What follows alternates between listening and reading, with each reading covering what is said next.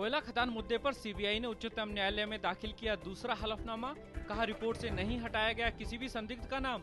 कानून मंत्री के साथ हुई मुलाकात में एजी, तत्कालीन एएसजी और पीएमओ में संयुक्त सचिव भी थे मौजूद। अश्विनी कुमार ने की प्रधानमंत्री से मुलाकात।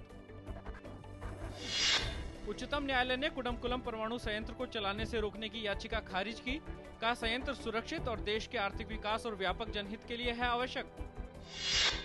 भारत और चीन के बीच लद्दाख क्षेत्र में पिछले 20 दिनों से जारी गतिरोध समाप्त। दौलत बेग ओल्डी क्षेत्र से चीन की सेना 15 अप्रैल से पहले की स्थिति में लौटी।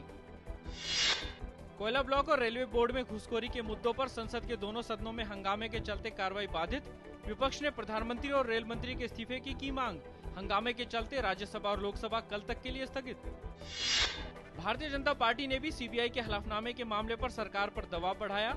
पार्टी के वरिष्ठ नेता मुरली मनोहर जोशी ने कहा हलफनामे से जांच में सरकार की दखलंदाजी की बात साफ, अब सरकार को बने रहने का नैतिक अधिकार नहीं। सूचना प्रसारण मंत्री मनीष तिवारी ने कहा कि कोयला आवंटन मामले पर सीबीआई के हलफनामे का मामला अदालत में है और सरकार हलफनामे के मामले पर अपना पक्ष अदालत में रखेगी।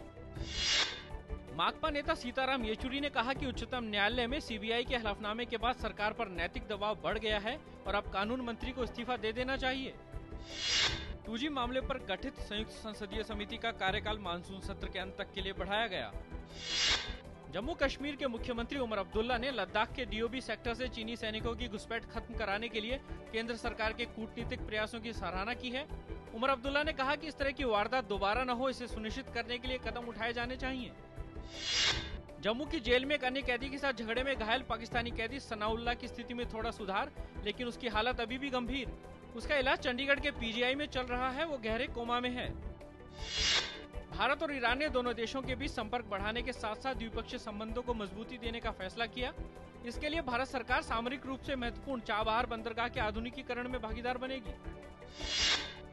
मलेशिया में हुए आम चुनाव में सत्तारूढ़ बारिसन नेशनल गठबंधन ने जीत हासिल की। कांटे की टक्कर वाले इस चुनाव में करीब 80% मतदाताओं ने अपने मताधिकार का इस्तेमाल किया। 222 सदस्यीय सदन के लिए हुए मतदान में सत्तारूढ़ गठबंधन को 129 सीटें मिली। सीरिया के सूचना मंत्री ओमरान जोआबी ने देश में इजरायल के हवाई हमलों पर कड़ी प्रतिक्रिया व्यक्त की। सूचना मंत्री ने कहा कि इस हमले ने सीरिया के सभी विकल्पों को खोल दिया है।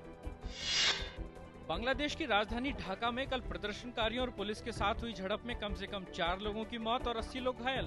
प्रदर्शनकारी इस्लाम का अपमान करने वालों को सजा देने के लिए ईश निंदा कानून लागू करने सहित अपनी 13 सूत्री मांग के समर्थन में कर रहे हैं प्रदर्शन। शेयर बाजार में बढ़त का रुख, सेंसेक्स 98 अंक चढ़कर 19,674 पर हुआ बंद। निफ्टी में भी 27 अंकों की बढ़ोतरी, 5,971 पर हुआ बंद।